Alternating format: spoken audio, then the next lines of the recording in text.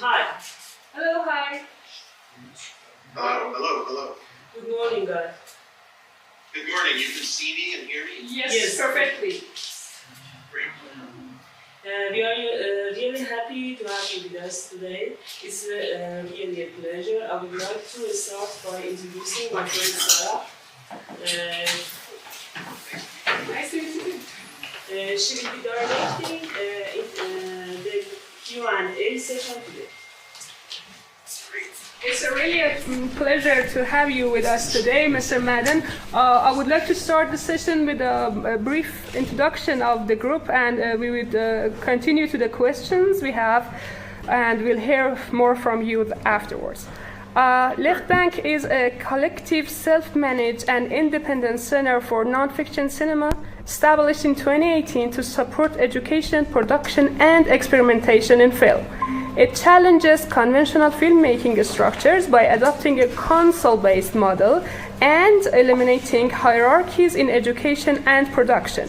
LeftBank has produced and screened numerous documentary and experimental films, organizing annual workshops that foster continuous film creation. Its core values include reviving forgotten non-fiction cinema, rejecting dominant cinematic grammar, resisting narrative hegemony, promoting collective filmmaking, and redefining cinema's economy through low-budget production. Rather than treating cinema as a mere vehicle for storytelling, LeftBank sees film as an expressive medium in itself, where movement and cinematic elements such as colors, texture, sound, and montage take precedence. Inspired by Guy Maddin's approach, it embraces cinema's untamed potential beyond conventional narrative constraints. Here we have, as you can see, the collective in the audience. We would like to ask the questions they have given us. First and foremost, we would like to ask the questions first in Persian for the audience, and then we will give you a translation. As Godard has put it, cinema is a form that thinks. How important is form for you? Form? When I first started out, back in the late 80s, I wasn't really thinking of form at all. I was just going on feeling. I didn't even know how to define form back then, and I probably don't even know how to define it now. But I do know that my more recent works, the ones from the last 10 years, have been more form obsessed. The structures of this movie we made, The Forbidden Room, was obsessed with narratives being nested within narratives, being nested with a narrative within a narrative within a narrative within a narrative, working the way to the center of some narrative, and then working the way back out again, just to see where that went. It was truly experimental. We didn't have a thesis, or we didn't have a manifesto behind these form exercises or experiments. They weren't even experiments. We just knew we wanted to do them for their own sake. We were inspired by the writer Raymond Roussel, the French writer, whose motivations remain very inscrutable to this day. By the way, do you need me to pause for translation purposes? I would be really thankful. you'll do it all at once. Okay.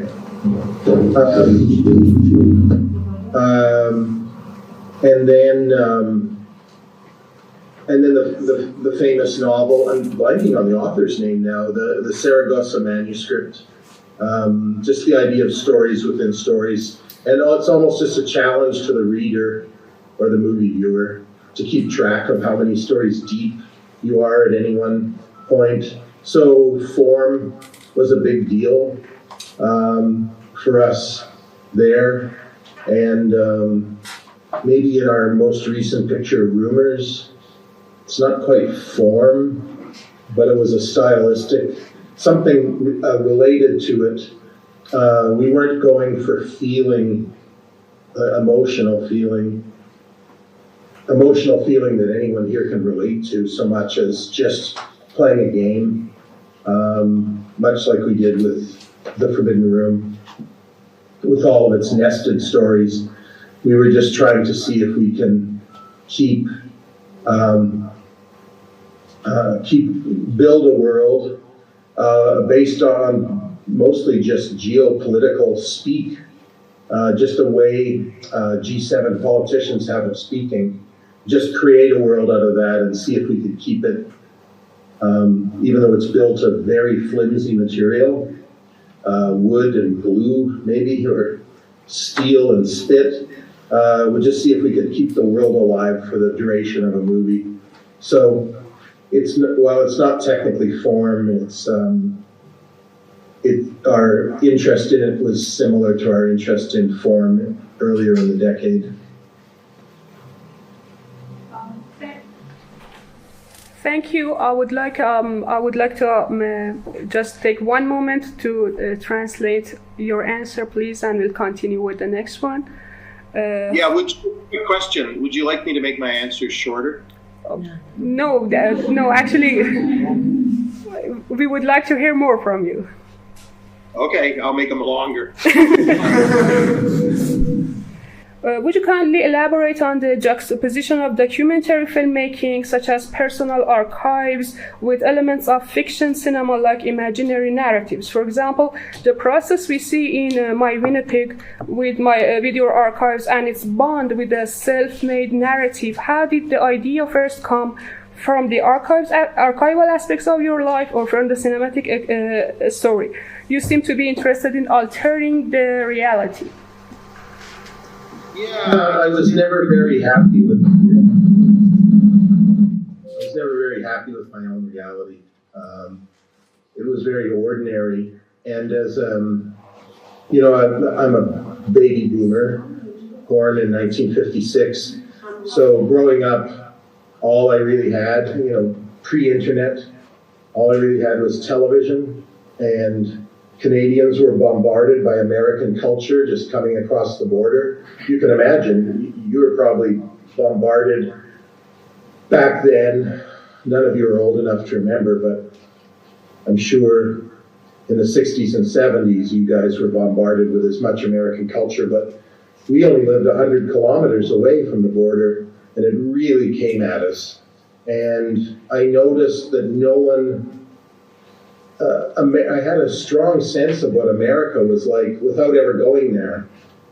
But I couldn't help noticing that no one in these American movies and television shows ever mentioned my home city. And I just felt that my city was sadly impoverished by its lack of being mythologized by the great medium of film and television, of moving pictures. It seemed to me over the thousands of years of human existence that, there have been various ways of mythologizing. That is, turning into a story that's true or kind of true or spiritually true. The great mediums were maybe telling a story over a campfire, then poetry, then other painting. But since the 20th century started, the greatest creator of mythologies has been motion pictures. And I just felt a lot of either self-pity or potential in the fact that Winnipeg was literally unmythologized. And I just decided with my Winnipeg to make up for 100 years of neglect by mythologizing it all in 80 minutes. And so I knew, without studying it, I've never done much research or created theories, but I just knew how certain cities about the size of Winnipeg got their sense of identity out to the rest of the world. and I decided to do the same thing. So I didn't want to make Winnipeg as famous as London or Paris or New York or Los Angeles, but I would have settled for just a medium-sized city that just had some interesting things in it. And I had heard a lot of stories about Winnipeg that I felt were interesting, but not enough to fill a whole movie. And I just thought, this is where wish fulfillment comes in. I could make Winnipeg far more interesting to myself. And I could even make it feel true to myself, because we all know that if you lie enough, the lie becomes true, if only to the teller of the lie. So I guess I made a movie that was about 50% true and 50% wishful thinking. And then kind of forgot which part was true and which part was wishing. And my only regret is that it took me a couple of years to make the movie, that I didn't go on the internet I started making the movie in 2006, but I had a year or two where I could have planted a lot of the fake stories on the internet as true, and I could have really confused journalists that came after me, demanding to know what was true and what wasn't. I can add quickly that I was in Reykjavik once. The movie My Winnipeg had played, and there was a Q&A afterward. And there was a voice asking the question, is the part about the horse heads frozen in the river true? And the voice was very familiar to me, and I looked, and it was the Icelandic pop singer Björk asking the question. And I thought, oh my God, I can't lie to Björk, because the part about the horse heads isn't true. And then while she was finishing up the question, I realized, no, I must lie more to Björk. And so I really piled on even more elaborate details about the thing. And I was really honored that she seemed to believe me, or seemed honored that I would lie even more to her. And she took me out to lunch afterwards for some whale meat, which I felt really guilty about, because Iceland and Japan are the only two countries that still hunt whales, and they're increasingly rare. But this shows how promiscuous my flirtations with fame are. I was willing to eat whale as long as it was with Björk. End of answer. Thank you very much for your careful answers, and I would like to ask you to just put them in two parts so that I can get a chance to translate for the audience. My next question is, how do you define the political and its relation to cinema? Is an independent filmmaker political as is? And the follow-up, how does your political thinking emerge in your works?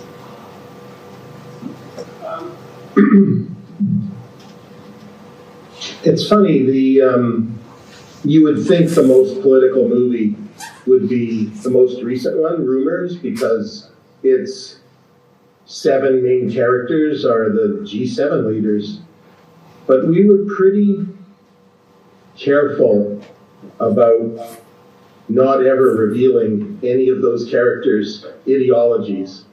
They're more like high school students wandering around in a forest on grad night, lost, drunk,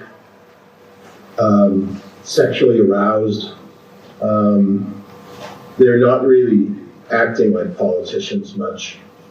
My politics might sneak out now and then, maybe in something like My Winnipeg. I made a movie a long time ago, 1990, an amnesia melodrama called Archangel, which was pretending to be pro-war. I made it in the spirit of propaganda, pro-war propaganda, but I thought it was just obvious to everybody that at the time the art world mostly, and definitely independent film world, would have been liberal or left-wing and anti-war. And it was strange, by the time the movie came out, of course, America had, in early 1991, America had launched its Persian Gulf War, and the president, the American president, had a 94% approval rating. All of a sudden, everyone in America was pro-war. Big shock. But for the longest time, ever since the Vietnam War ended in 1975, America had been, at least the average citizen, had been comfortably anti-war. And they didn't have anything to concern themselves with, except for all those proxy wars they're always involved in. Anyway, it did come as a complete shock to me that in just 1 minute, the audiences for this clearly liberal film would be so hawkish, so pro-war. It was really weird. So I was just sort of comfortably assuming my politics would not be an issue in the movie. I don't know if I have a part two. I did make a movie. I guess it's getting so I've made almost every kind of movie. Once I was really broke. I'm always broke, as a matter of fact. Never have any money. I'm an idiot with money. But I heard that a rival Canadian filmmaker, very patriotic, a guy who'd grown up in the military, he was a military brat, as they're called in Canada. His parents were military people, was making a kind of a pro-war melodrama in Jordan, but it was set in Afghanistan, about a Canadian love triangle set in Afghanistan. And I was so jealous of his big budget that I asked if I could make a behind-the-scenes movie about shooting this movie called Hyena Road. And so I went there, and it ended up being an essay film, a little bit like My Winnipeg, but in color, and shot on the locations in Jordan of this movie. And I had a chance to write some things about how almost all war films, even supposedly anti-war films, end up being pro-war films somehow, because they're exciting, or even if they're dull, they're boringly pro-war. And so I think my politics came out pretty much there, but the makers of the movie that we were observing, Hyena Road, hated my essay film so much that they left it off the DVD release. They were supposed to include it, but they left it off. And they tried to suppress its release at the Toronto International Film Festival.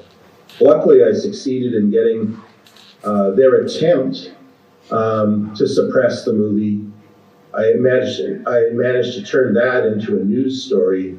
And so our film ended up becoming more famous and more critically celebrated than their movie.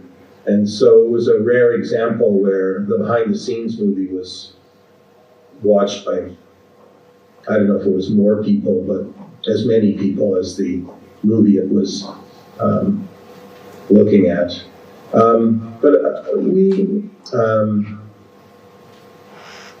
My filmmaking partners and I are pretty leftist, but we just tend to keep that out of the films, not to protect ourselves from retribution from film distributors and things like that. It's just, we have other concerns. We want our movies to be these strange objects, and we want to just keep political propaganda out of them. So, another question. Godard believed that the silent film was a more pure form of cinema because the development of sound and voice recording, film became kind of a slave to dialogue and distanced from the image. Your works tend to show a certain cinematic expression close to the silent era majesty, whether it's the visual texture or the use of non-verbal narratives. Also, your films frequently refer to the narrative and visual approaches of German Expressionism. How do you relate to the early cinema? It's funny, when I first started making movies, I have a particularly strong attachment to silent film or expressionism. But I watched a lot of movies for a few years. I didn't really start watching movies seriously or ardently or joyously until I was about 24 years old. And then it occurred to me to make a movie closer to when I was 30 years old. But I had not been, I'm not a technically strong person. And I started my first movie, I just looked up something in a book on how to make a film. And I read that you have 3 lights, a key light, the main light on a face, say, and then a fill light, which softens the shadows on the face, and then a backlight, which creates a little halo of light on the head to help it stand out from the shadows in the background. And on my first day of shooting, I plugged in the 3 lights and aimed them, and all I got, well, my actor just had 3 nose shadows, and they looked terrible. And so I unplugged the backlight, got it down to 2 shadows, unplugged the fill light, got it down to 1 shadow, but the shadow was like an Adolf Hitler mustache beneath the nose. And so I got the actor to tilt his head up until the mustache shortened itself to just not Hitler size. And then I started shooting. And when I got the film back from the lab, I noticed that when you shoot with only 1 light, that the background grades off into complete darkness. But there's some really mysterious shadows. And those shadows are very reminiscent of German Expressionism. And so I also I was just using my friends as actors, and only 1 or 2 of them had really good voices, and the others had, well, as a kid I was always ashamed of my Canadian accent and all the accents of my fellow Canadians in movies, because I'd watched all this American stuff, and I thought this is what movies should look and sound like, American stuff. And these Canadian movies just, so I didn't want most of my actors to talk. So, and I just wasn't ready to shoot talking pictures yet. So without particularly having an obsession with silent film, I just made a movie that didn't have much talking and had dark shadows. And I hadn't given style one thought when I made my first movie. I just dived in and made a movie. But when I finished it, it kind of had a style. It had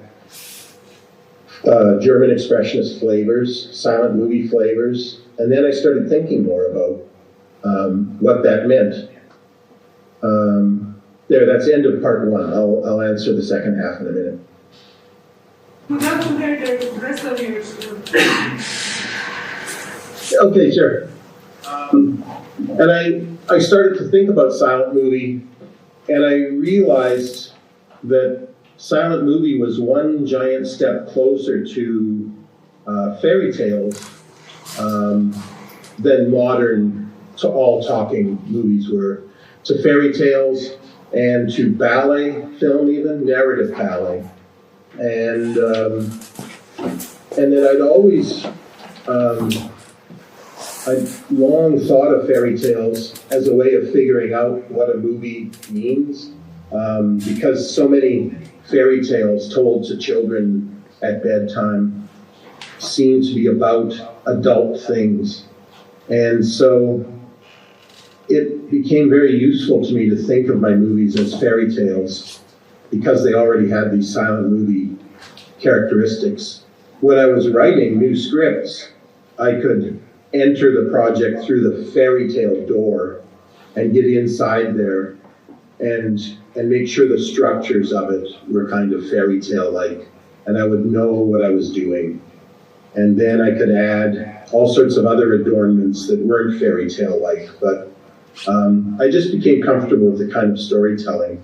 I probably should have pushed myself away from silent movie structures and styles, but I just found myself getting better at it.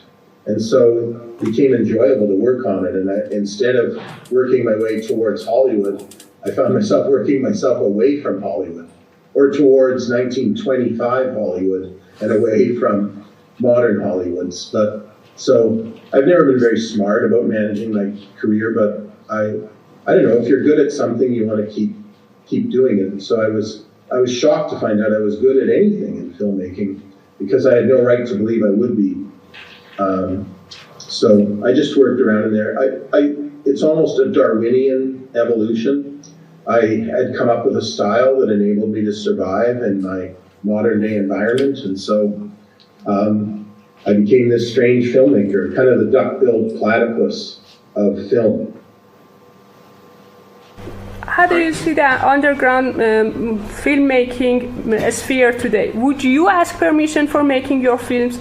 In our country, even the award-winning filmmakers who have been awarded Best Picture awards from the Cannes and the Academy have to ask permission from institutions. However, new and fresh streams have came up in recent years who try to resist against the establishment.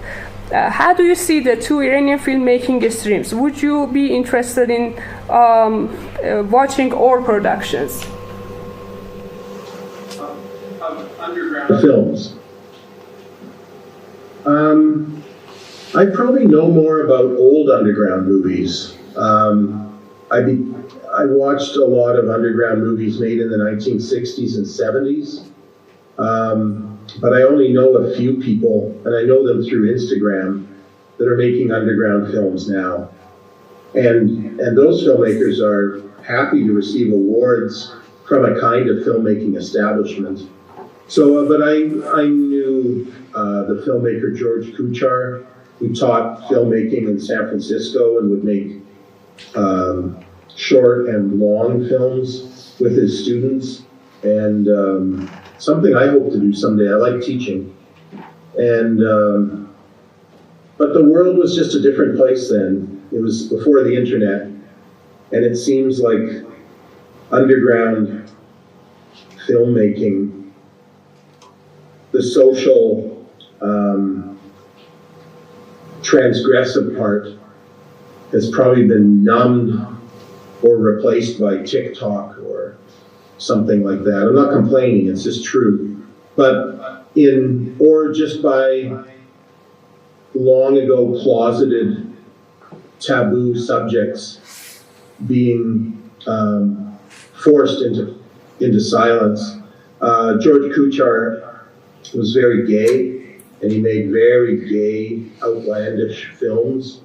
And he never showed any gay physical activity.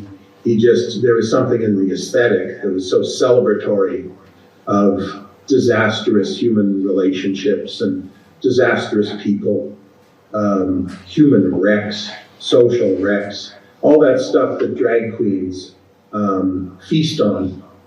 And I love that stuff, even though I'm not gay myself. There was something in the spirit of making film out of joyously celebrated trash. John Waters did the same thing, of course. John Waters, I think, was pretty influenced by George Kuchar, who was just a few years older. And it was just a great chance for an oppressed corner of society to express itself. And these films would exist underground. John Waters managed to get his out from the underground and into main theaters eventually. but I guess he had to, but times were changing and that permitted him. Now I'm just giving you a bad lecture on underground cinema. I wish I was part of an underground cinema, but I don't really have anything to be that transgressive about. I'm a white, male, heterosexual. I have really strong political beliefs, but I haven't bothered putting them into the films because lately I've wanted to make larger budget movies and that stood a chance of getting made. I probably just should already. I'm getting so old that I've got nothing to lose. I should probably just make a few movies that just blow everything up. Something blows everything up from the underground. I guess that's my wishy-washy answer. And here's my dog. Mr. Maddin, considering the magnitude of the ongoing changes in the world of cinema and the digital world, how do you see the future for independent and underground filmmaking in terms of progress and growth? Also, do you think that increasing the number of independent filmmakers would enrich the cinematic language and artistic flourishing or not? Yeah, when I first noticed 10 years ago or whatever that every cell phone had a movie camera in it, I thought finally we have a chance for cinema to produce its great young poet.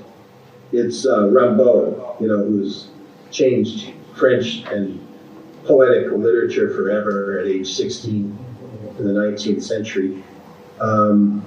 Because filmmaking was always so expensive, and all of a sudden it didn't need to be expensive, at least not underground film.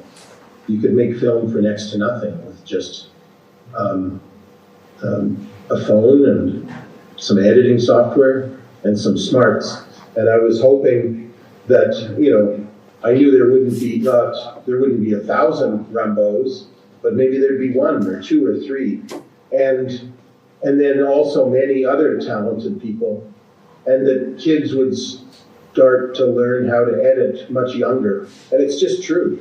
So I think the technology and the internet has made the likelihood of something really great and new and original, completely original, emerging from the big mess of the infinite amount of content right now. So I'm actually pretty optimistic.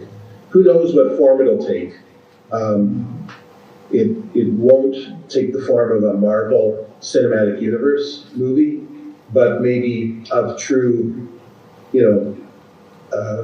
I don't know how to use the word pure, but just like a serious lyrical filmmaking. There just might be a massive increase in it somehow, but it'll be in a way that would have seemed utterly surprising to people 30 years ago. So I'm optimistic. I can't remember the other half of your question. Okay, our next question is that what underground and anti-mainstream currents have you known in recent years in other countries? What underground trends or currents in other countries have I noticed? Yes. Well, now I feel ashamed because I can't think of any right now. There are I don't know, according to some definitions of underground, there's that filmmaking in Hollywood? Is that in Uganda?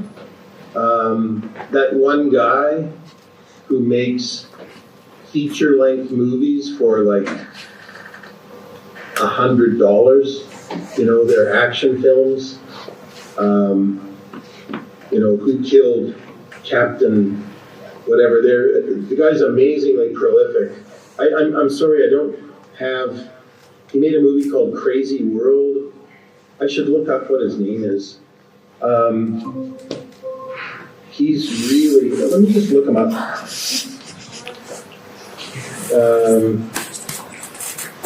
I'm terrible at looking up things. Yeah,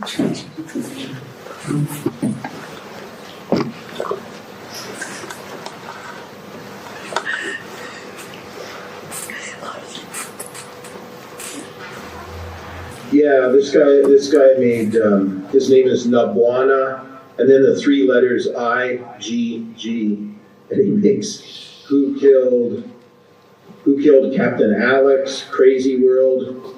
They're these really wild, childish action movies involving fake wars, and they're made with really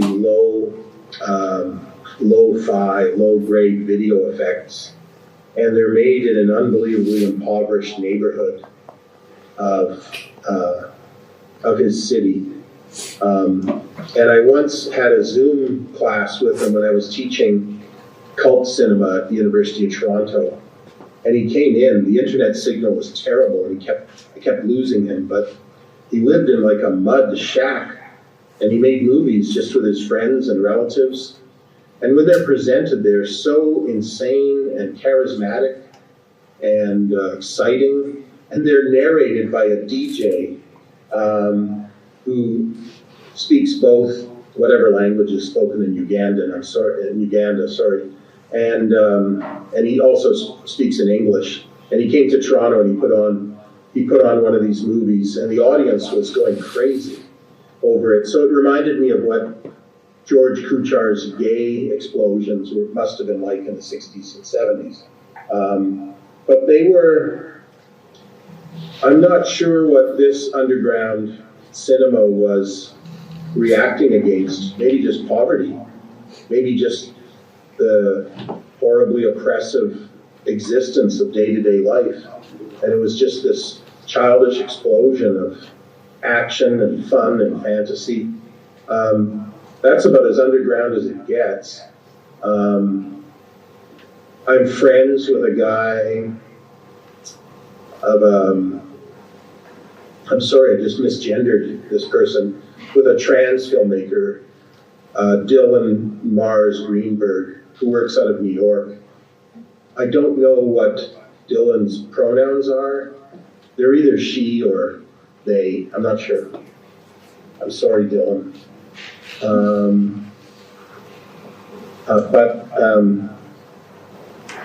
She makes stuff, or they make stuff that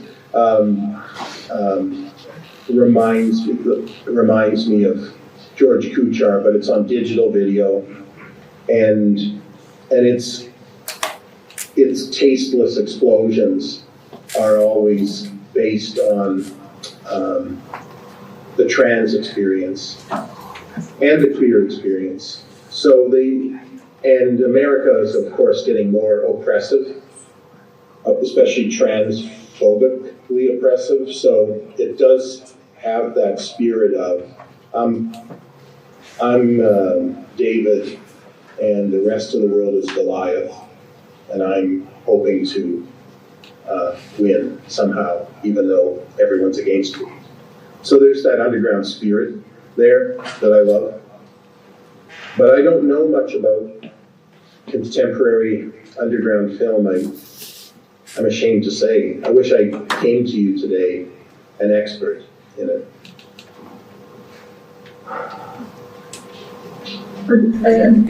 This is much appreciated, as is. This is really helpful to us. Just a quick moment for me to translate, and we'll get back to you with the next question. Mr. Maddin, we have like lots of questions we would like to ask, and we would appreciate kind of shorter answers, because we are like in a bit of a crunch in terms of time. And my next question is actually about film festivals. Do you see film festivals as a place to discover new voices, or do you think that they kind of dictate certain ways of cinema? It seems like only a certain type of movie is seen in the big festivals, movies with some sort of unwritten standard, which they actually render any other movies out of a chance. Do you see this as a normal way of things, or some sort of control over independent cinema? Or do you see festivals today as an enemy to radical independent cinema? I'll try to keep my answer short. The biggest problem I have with film festivals is when I go to them, I usually have a movie to promote, and I'm just doing interviews all the time, and so I don't get to see the movies. But I look through the program, and I see that some festivals are really good at having programs that let films, truly exciting films, play, and other film festivals are pretty corporate. So Cannes is great, and it was a great honor to have my last film at Cannes, but I don't think you're going to find many underground films playing there. The Toronto Film Festival is enormous, and it has a wavelengths program that shows experimental films, and they're pretty hardcore experimental films. And then it has, and then there's of course experimental film festivals, but Toronto Film Festival also has a Midnight Madness, and that's where I saw Nabwani IGG's film, and that's where I became acquainted with them. And so, in short, some film festivals are really committed to the status quo, almost, or movement within the status quo, and other film festivals you have a tremendous opportunity of exposure. But I guess you're kind of just now, finally, in the last 2 decades, and more with each passing year, the internet just gives a platform to filmmakers, and you can see their work on the internet. Not many people do, if you're truly underground, but at least, who knows, maybe if the film is good or influential, maybe down the road, many, many people will see an underground gem. End of answer. I have read somewhere that you said that you are fond of Proust's work, in particular in Search of the Times Past. This work has had a huge impact on arts and cinema, both in terms of narratology and subjectivity, and in terms of representing time. How has the fondness influenced your creative process? And how has it affected the narrative style, mise-en-scène, or the visual structure in your works? I Only read the first 120 pages of Proust, and I read it standing up in a bookstore, and I promptly bought the book, but I never got any further. I felt like I just reread that first 120 pages, and it seemed to me to create that narcotic, dreamlike effect of staying in bed and thinking of the past and sucking all the flavor out of the past. And I'd get drunk. Like I mentioned, it was like a narcotic, Proust's writing. I got drunk on the desire to make something that felt like that with my movies. And I know I've failed, but it's always great to have these grand objectives, these grand goals, and even if you fall short, you might fall short in an interesting way. I want to mention one other underground filmmaker I like. Her name's Charlotte Ercoli, E-R-C-O-L-I. She's just on Instagram. She just finished her first feature, and it's really good. But before that, she made a bunch of perfume commercials for the actress Chloe Sevigny, and they're really funny, really low budget, and trashy, and smart.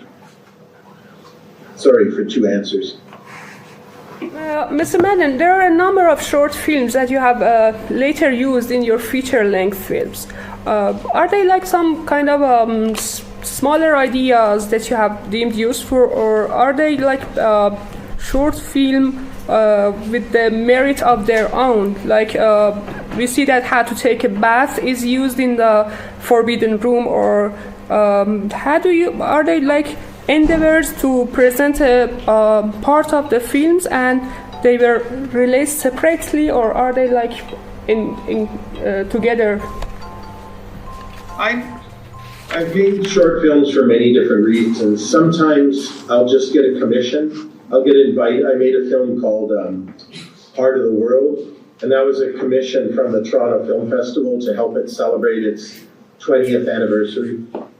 And those are nice because when someone pays me the compliment of thinking I can deliver, I really try to deliver. And sometimes I've made short films with my partners to practice on some technical things like how to composite, digitally composite, or to experiment with color grading or things like that.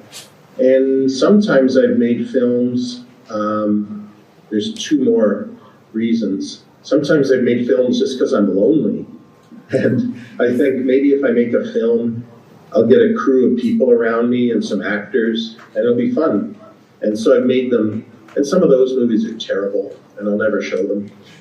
And then other films I've made because I've read about lost movies, like How to Take a Bath was a movie made in, I think, 1937, originally, by Dwayne Esper, and it's been lost forever. And I just wanted to see it. So I thought, well, the only way I can see it is by remaking it and then watching it. And so some of those lost film remakes, those adaptations of lost films, were really rewarding for me, maybe just for me and not for the viewers. That one I got to work with the great American poet John Ashbery. He's passed away since. He passed away in 2017.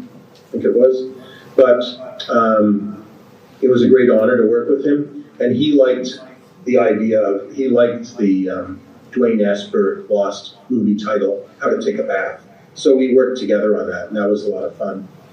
It's since been discovered, the Dwayne Esper original. It's just on YouTube, and it's so different than the version Ashbery and I made, but and I've similarly discovered that other films that I thought were lost weren't lost. So my version exists alongside of an Abel Gance version, the director of Napoleon, the French silent Napoleon. So I've got about 4 or 5 of these lost films of my own that are based on films that aren't lost anymore. It's been really interesting. So there's many different reasons. Sometimes they're meant to stand on their own. Sometimes they're experiments, and sometimes they're just self-indulgent exercises. And those have been wonderful, and sometimes terrible. And I'll never show them to anybody. Mr. Maddin, we are asking the audience if they have any questions, and it seems that they do. And can I just add one thing about Sure, the last sure. thing? I just realized that if I've often had no idea what kind of movie to make next, but a short movie is just such a great opportunity. And if any of you out in the audience don't know what to make next, I just recommend looking up a movie that you've never seen and reading its plot synopsis and just attempting to remake it without watching it is a really great way to go. Also, even more productive is taking the most humiliating experience of your life that you're willing to share with anyone and treating it like it's a movie that you're remaking. And so you get to be the book on which this movie you're making is based.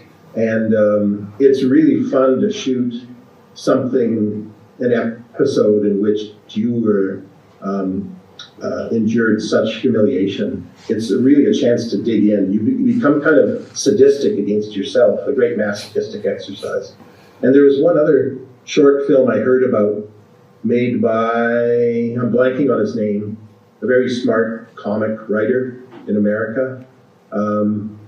There's this, pardon me for straying into the subject of pornography, but there are a number of services in America that will make films of your sexual fantasies for you.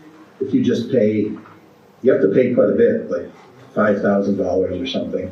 And some pornographic performers will act out your fantasy and shoot it and send it back to you. Well, what he did is he wrote a feature-length script and he divided it into 10 parts, and he sent each of the 10 parts to these filming companies. And his movie script wasn't pornographic, but he got these terrible actors who were used to just performing pornographic scenarios. He got them to act out his science fiction movie script.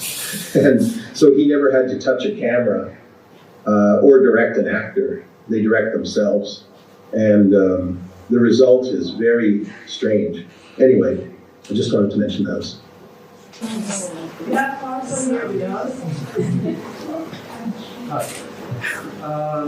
Your films often emerge from memories, dreams, and a kind of unconscious nostalgia where reality and fantasy intertwine. For me, real life always feels unbearable and painful, and my mind turns it into stories and images. But in trying to find my own cinematic form and style, I often feel lost between these two realities. How did you manage to translate your inner experiences into cinematic language without getting lost in purely personal expression? And how do you balance the most intimate inspirations with the external form of the film?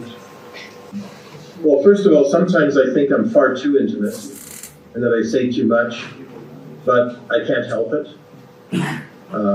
It just feels necessary. I probably found my personal style and that balance between some kind of storytelling and then some kind of excessive outpouring of personal stuff. I just found it by making movies. I don't think if I'd sat back and just theorized about what the right balance would be, I don't think I would have ever decided anything. I just started making movies and then cringing painfully at what felt like the wrong step, the wrong approach, and just tried to fix it for next time out. So it was it's just a slow evolutionary process, but I accidentally chanced upon things I was better at than I ever thought I would be. And so I was able to incorporate those strengths in the service of covering up my numerous weaknesses. And I made my first 3 features with only a little bit of autobiography. And then I made a 4th feature without any autobiography, and I found myself so lost that I just didn't even know what to make for about 5 years. And then all of a sudden I just insisted that I find myself somewhere in the stories I was telling, that I either put myself in there or find myself in there. And once I had myself in there, I know really great directors don't have to do that, but I found it really handy. I'll make the answer just a little bit longer. One of my movies, Cowards Bend the Knee, is based on Euripides' 2,500-year-old play, Electra. But when I was reading it, I was shocked to find out how much I enjoyed it and how much of all the emotional family dynamics I'd actually experienced, even though Electra was written 2,500 years before I was born. So it was nice to just be excited to find myself in things. And it gave me a reason to make movies again. We have another question from the audience. I'm to be honest to talk with you. Thank you. My other field of study is animation, and I was wondering, because I saw on your film that you always have a fantasy approach and using experimental techniques in your own films, especially inspirations from early drawings of cinema. And have you ever wanted to use these techniques like stop motion and rotoscopy in your own films? And more broadly, what are your thoughts on this medium as a storytelling medium? Stop motion and stuff, you mean? And not exactly stop motion, but animation. Animation. Yeah.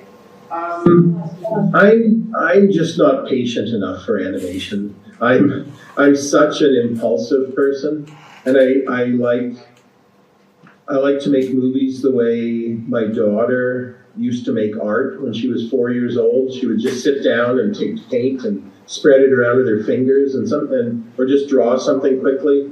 And sometimes those drawings were as beautiful as anything I've ever seen, and they were done. They reflected her mood. There was kind of an honesty in them, and they felt like great art. It was children's art, but I was envious of it. But what I took from her was just keep moving quickly and go impulsively.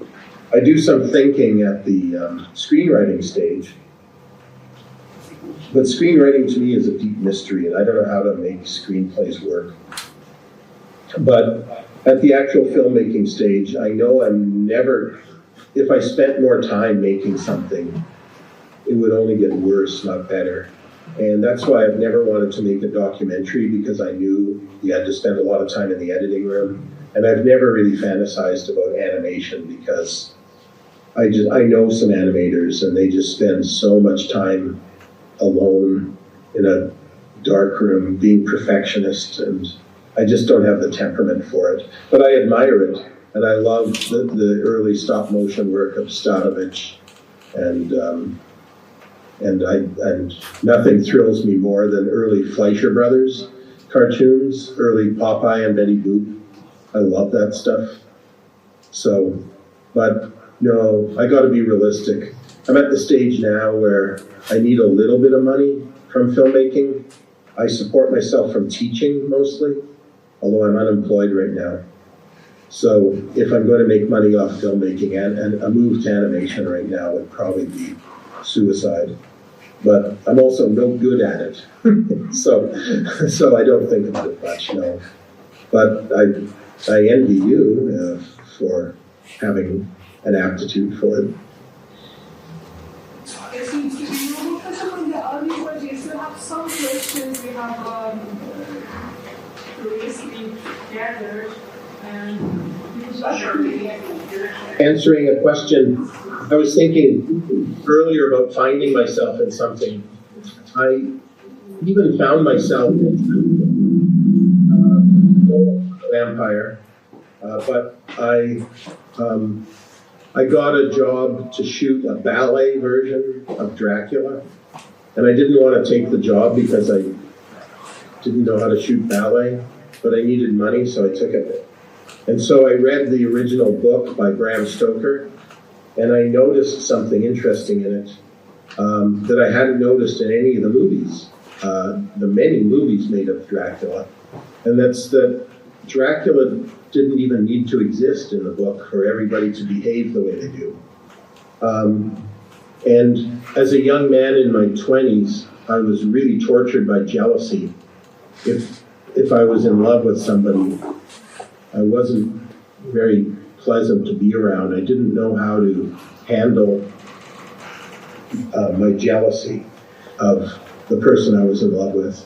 And I noticed that all the men in Dracula, whenever they noticed that the women in Dracula were sleepwalking, they were instantly made jealous. They were convinced that the sleepwalking women were interested sexually in another man somewhere in their dreams, and that this man was more handsome and stronger and wealthier, and even from another land, foreign.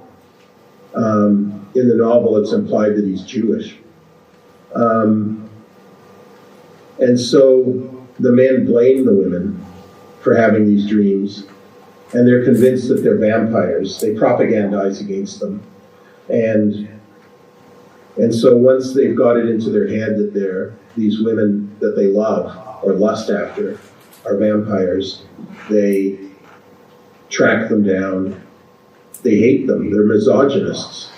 They hate them and they drive a stake through their hearts so that they can't love the other man. They put garlic in their mouths so they can't talk about the other man. And they cut their heads off so they can't think of the other man. And once I realized that the book was about male sexual jealousy, I suddenly could make tiny adjustments to this ballet and make the ballet about that too. And all of a sudden, and that's just because I'd had an experience, which I no longer feel. I'm a better person now. But that I'd felt this very intense pain. I didn't take it out on the women in my life, but I sure didn't like the feeling. I suffered because of it, and the relationships were destroyed because of it. So I was shocked to find that this movie, Dracula, I'd been bored by Dracula movies so much, actually was about me.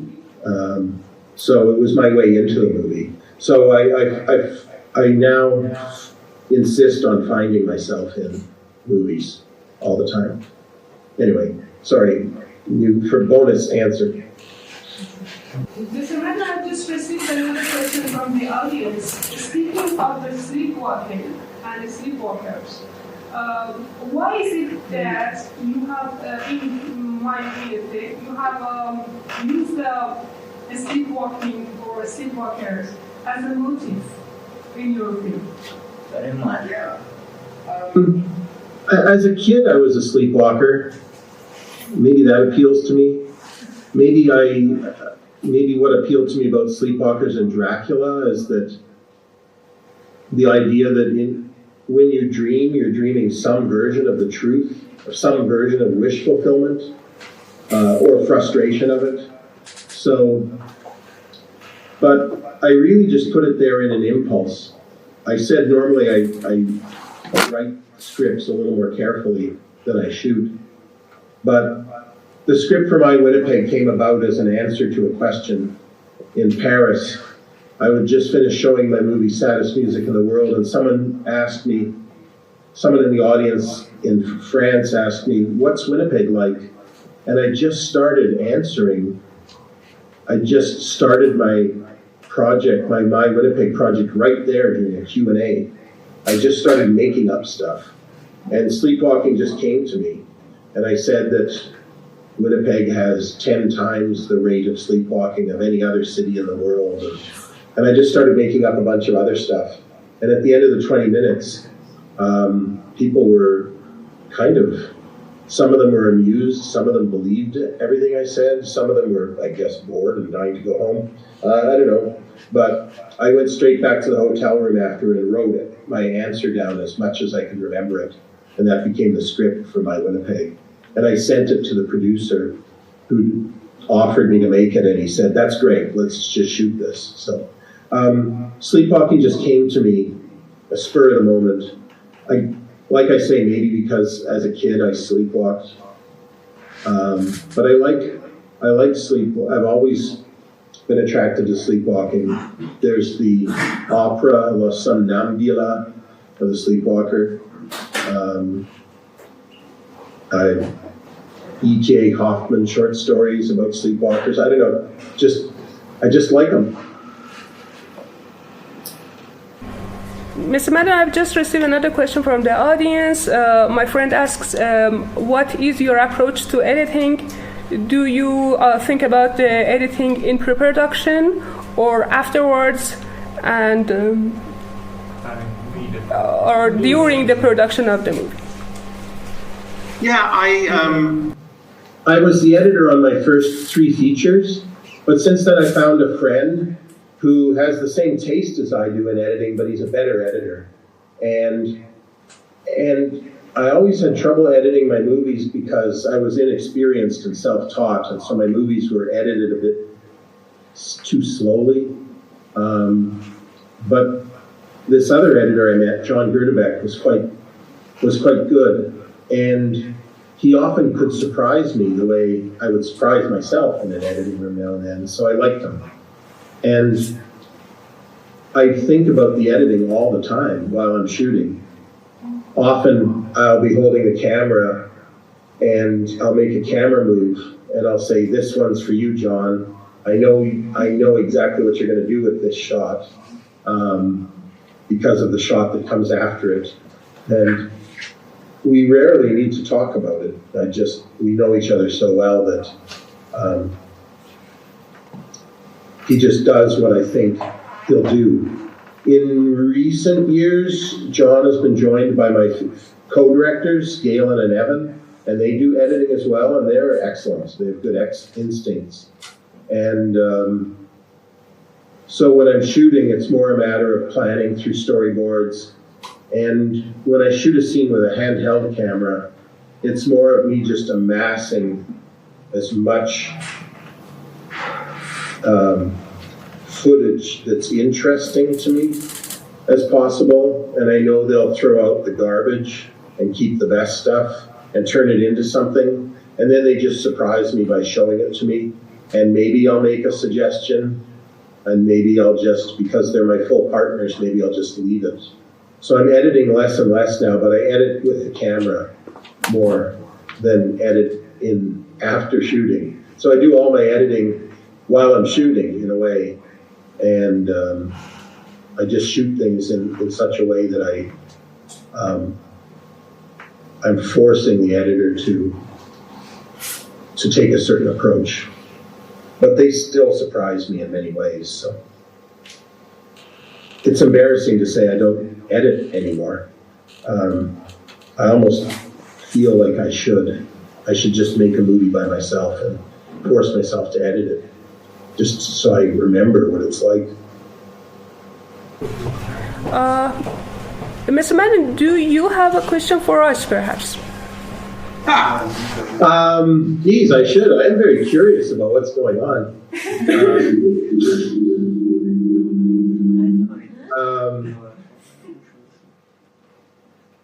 I think I have too many questions.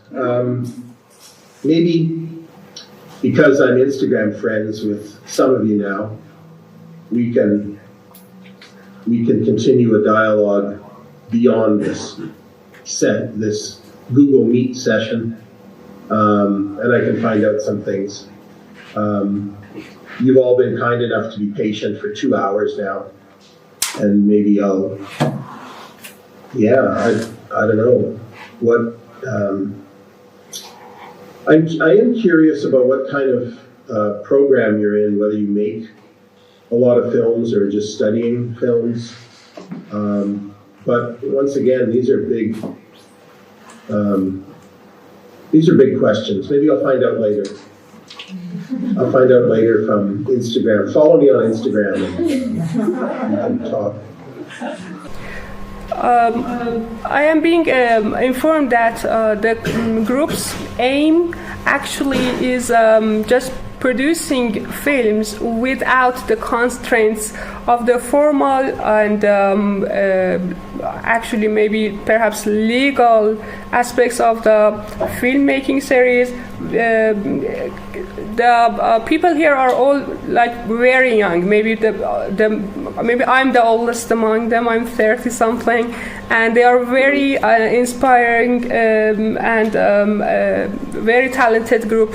And what they would really love is experimenting with the film, not just as a vehicle, but just as an artistic expression. But we will keep in touch in terms through Instagram, and we will be answering any of your questions there. But if I may, I would like to ask another question. Sure, please. Oh, by the way, I'd love to see whatever films you're making. So if anyone wants to send me their movies, I'd love to see them. For sure. We will be in touch, and we will send you some films. A question I have received says, during the new wave era, filmmakers constantly challenge forms and narratives, but today cinema seems less inclined to take risks and experiment. Why do you think that is? And is it still possible to find that radical spirit in cinema? To think these things are cyclical, and that there will come a day again when everything is. I've noticed the cyclical nature in music, or the cyclical nature in my tastes in music and film. So I like to think that things will get more experimental. It takes a while for the artist to catch up with the technology, and I think the technology is there for people to make so much adventurous work now, and so maybe it'll take a group like you guys to produce something really startling and exciting, and then all sorts of people will be excited to copy the first exciting work, and then they'll accidentally make something else that's exciting, because no one's really they're not good enough to copy exactly, so they accidentally make something else. I don't know. And then that's how schools of creation come out. I don't know. I don't know why I've never claimed to be a social history person. I don't know why. Some periods of filmmaking are the way they are as opposed to others. I mentioned a little bit about queer filmmaking thriving in the 60s and 70s. Strangely, what killed a lot of that was that anti-pornography laws were relaxed, and so gay filmmakers that hid behind euphemisms of queerness now had to compete against just more literal-minded pornography. And so the liberalization of laws actually killed a really rich underground filmmaker. Like underground filmmaking almost needs a little bit of oppression to make it flourish. So I don't know, maybe a new wave in America of repressive censorship will produce a new golden age of filmmaking. It'll be different in each country, of course. And I don't know enough about Iran to know what's possible or impossible. I wish I did. Okay, thank you very much for the answer. Mr. Maddin, you set the session time. Anytime you are, you would like to end the session, it's okay with us. Okay, I'm getting a little bit tired, but I'm, I'm lonely. When we go away, it'll just be me and my dog again. So I don't mind talking to you. Thank you. It's really a pleasure to be talking to you. I have a question, but before that, please give me a little moment to translate for the guys your previous answer. Mr. Maddin, we would like to thank you very much for the time and your patience, and we would just like to add that if at all possible, at your convenience, we would like to send you our question, the rest of our questions, and however you like to respond, like in voices or maybe written, we would appreciate your replies, and thank you very much for your presence and the time you gave us. Absolutely, I'm very happy to do that, and it's been great chatting with you. I know it's difficult translating on the fly like this, so thank you. And like I say, it's just lonely old me and my dog on the couch, so I'm happy to answer the questions. Again, thank you for your time, and we will keep in touch. Okay, great. Promise?